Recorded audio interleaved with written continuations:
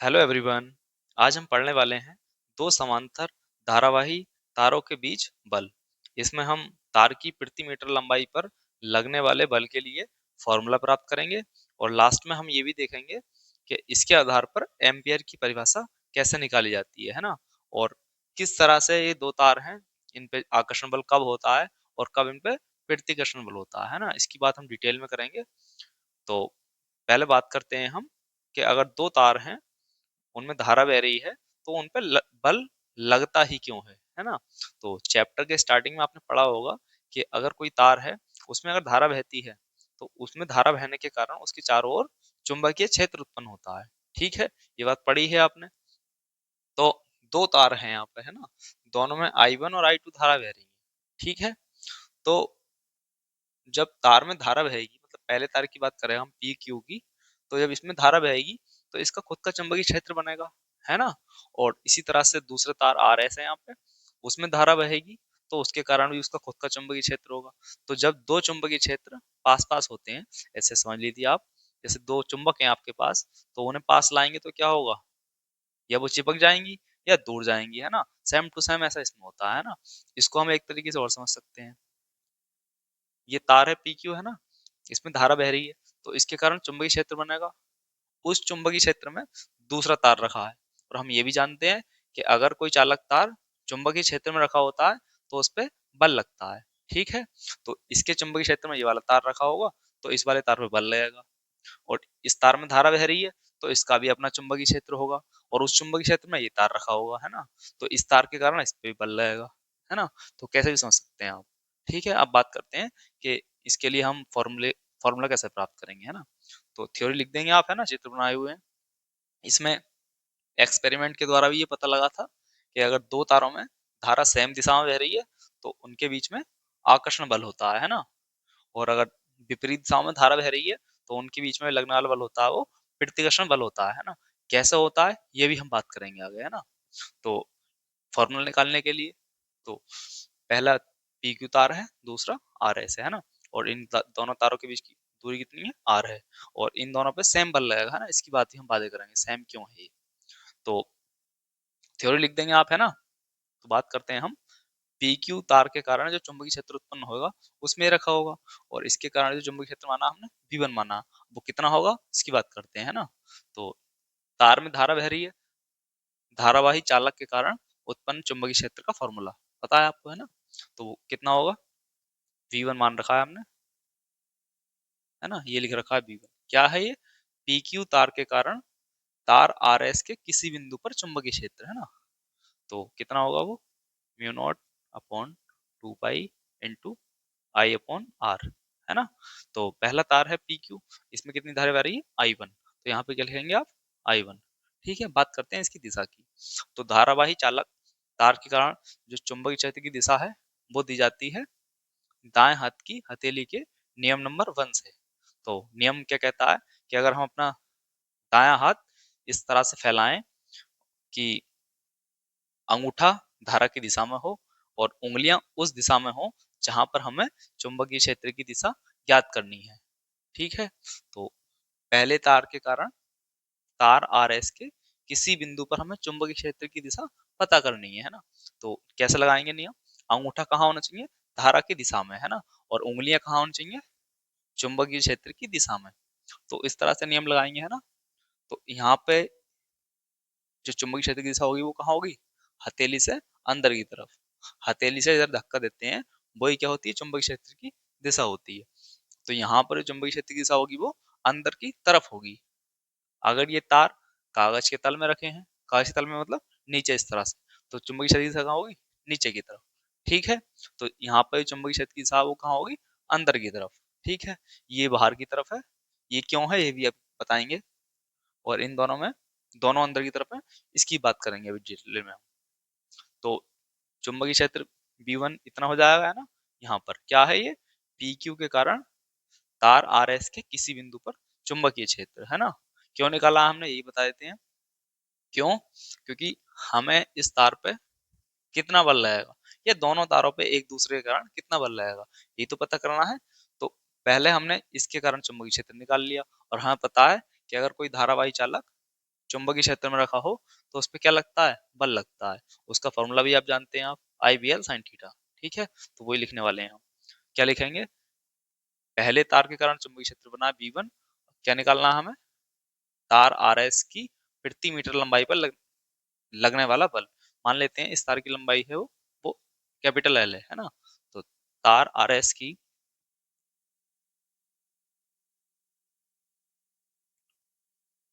L metre लंबाई पर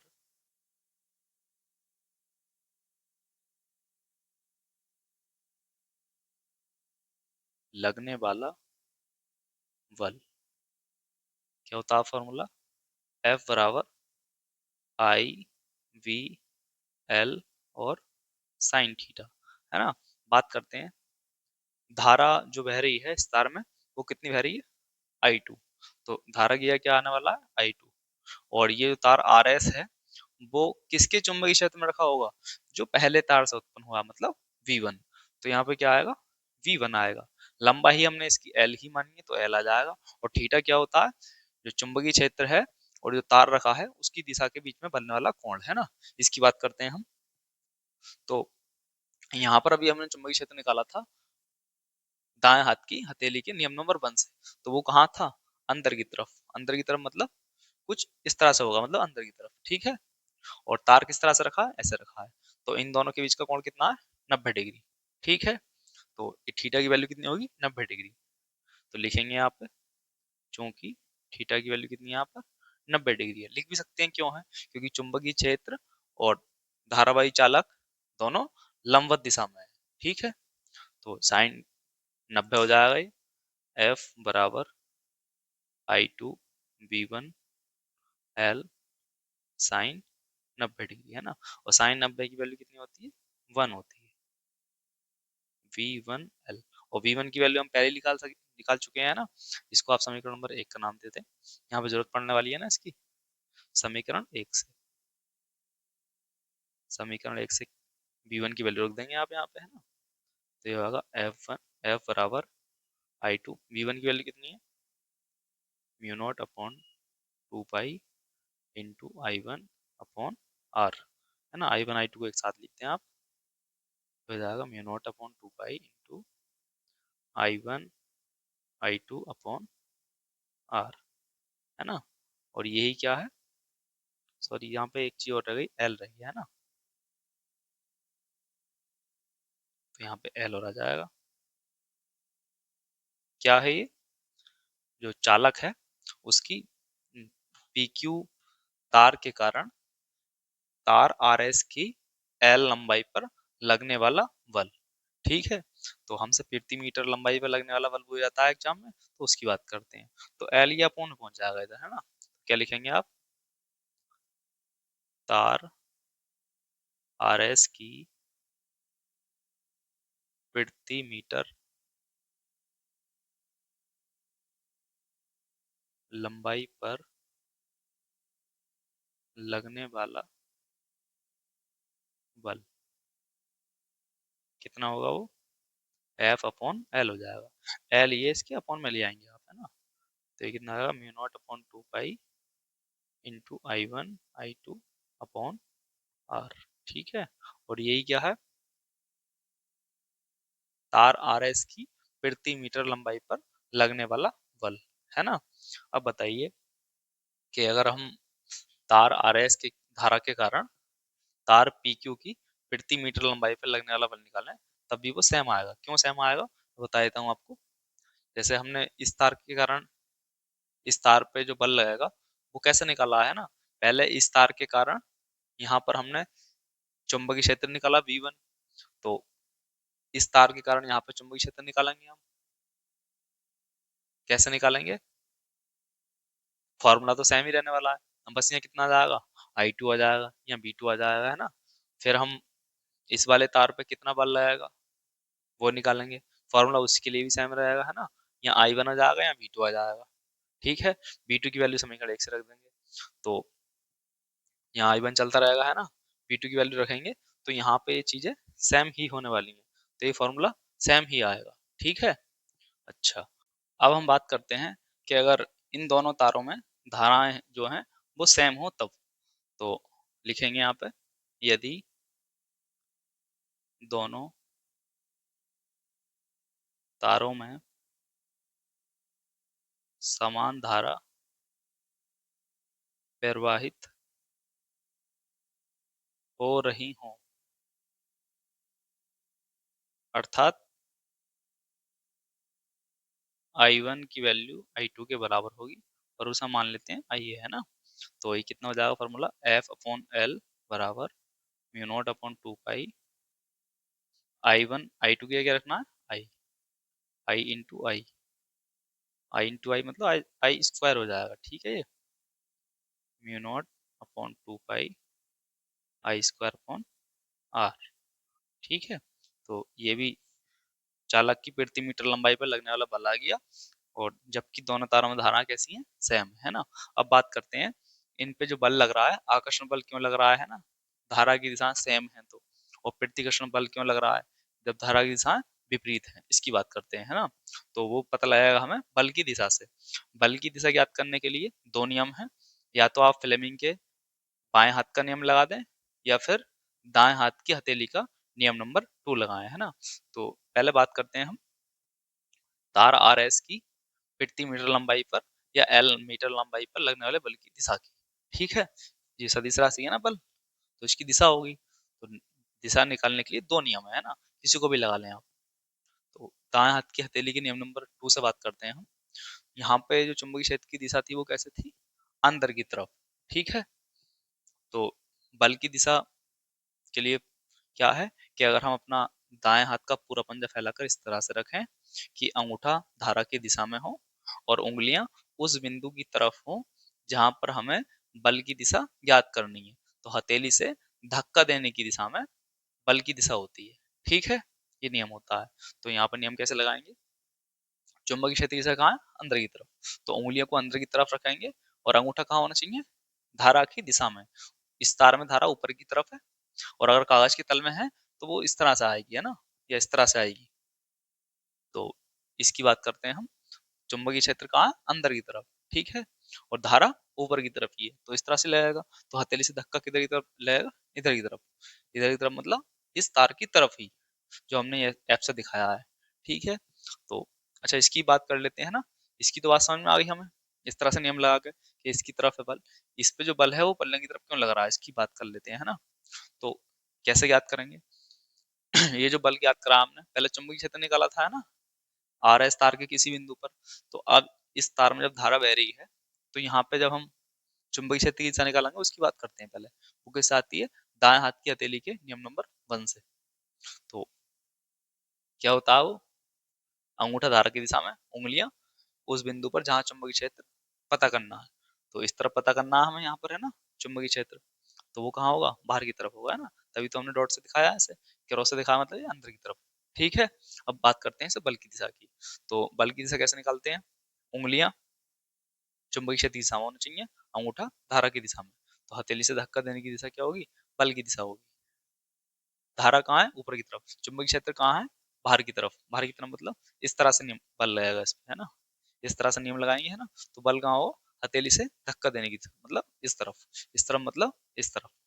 तो दोनों तारों में जब धारा सेम दिशा में है तो उनपे आकर्षण बल लगता है ना। ये समझ गए होंगे आप, उम्मीद है मुझे। अच्छा, इससे समझने की कोशिश करते हैं हम। इस वाले तार के कारण यहाँ पर जो चुंबकीय क्षेत्र होगा वो अंदर की तरफ होगा, है ना। दाएं हाथ के हथेली के नियम नंबर 1 से निकाल लेंगे आप। बात करते हैं बल की। बल कैसे निकालते हैं, दाएं हाथ की हथेली के नियम नंबर 2 से, या फ्लेमिंग के लेफ्ट हैंड रूल से, ठीक। तो इस तरह से नियम लगाएंगे हम, है ना। अच्छा, धारा की दिशा ऊपर है, इसमें नीचे की तरफ है, तो धारा की दिशा नीचे वाला मतलब अंगूठा नीचे करना पड़ेगा।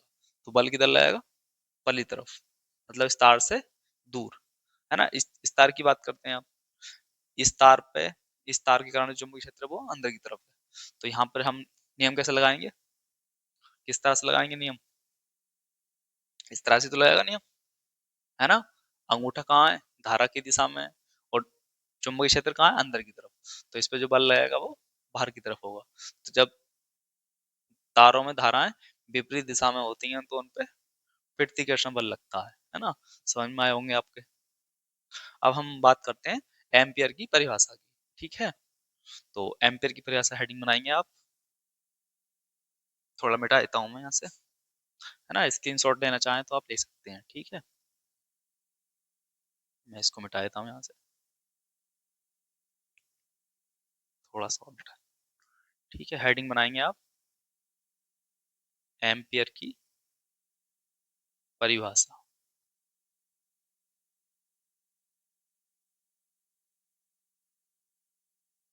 इसी के साथ आती है ना, ये लॉन्ग क्वेश्चन आता है तो बताइए। एम्पियर की परिभाषा निकालने के लिए यहाँ से हम धारा जो है उसे 1 एम्पियर करेंगे, है ना, सिंपल करने के लिए डेफिनेशन को। तो उसके लिए हम आर को मान लेंगे 1 मीटर है। लिखते हैं पहले हम, यदि आर का मान कितना है, 1 मीटर। ठीक है, आर की वैल्यू 1 मीटर दी। अच्छा, ये क्या है, ये कांस्टेंट है, इसकी वैल्यू कितनी होती है, 2 × 10⁻⁷। ठीक है, तो ये कांस्टेंट की वैल्यू, अगर हमें आई को 1 एम्पियर करना है तो ये 1 मीटर मान लिया हमने, तो ये इसकी वैल्यू कितनी होती है, 2 × 10⁻⁷। तो इसको काटने के लिए सेम इसकी जो वैल्यू है वो भी 2 × 10⁻⁷ होनी चाहिए, है ना। और हम लिखेंगे यहाँ पर क्या, F/L की वैल्यू कितनी होनी चाहिए, 2 × 10⁻⁷। ठीक है, तब आई की वैल्यू कितनी हो जाएगी, 1 एम्पियर हो जाएगी, है ना।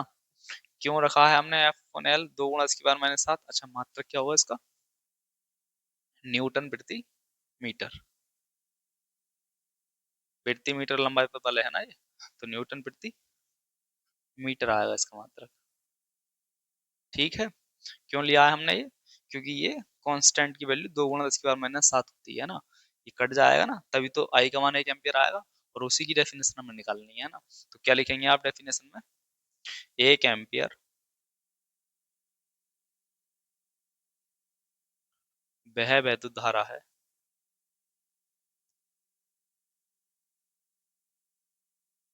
जो कितनी दूरी पर, ये तारों की दूरी कितनी है, 1 मीटर मानी है ना हमने, जो परस्पर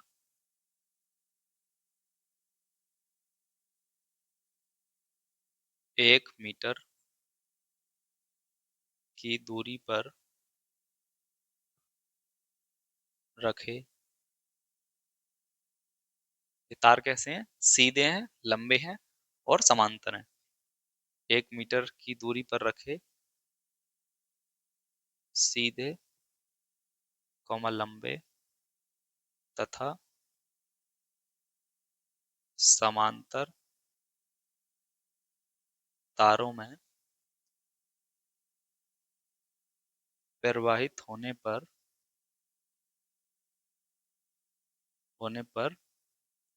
प्रत्येक तार की प्रति मीटर लंबाई पर, प्रति मीटर लंबाई पर कितना बल आरोपित करती है, 2 × 10⁻⁷ न्यूटन का बल आरोपित करती है या उत्पन्न करती है ना।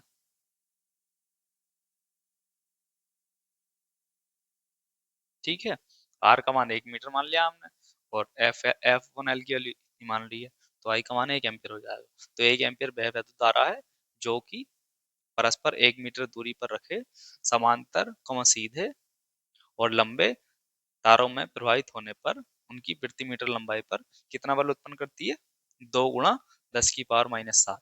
ठीक है, तो मैं उम्मीद करता हूँ आपको ये सब समझ में आया होगा।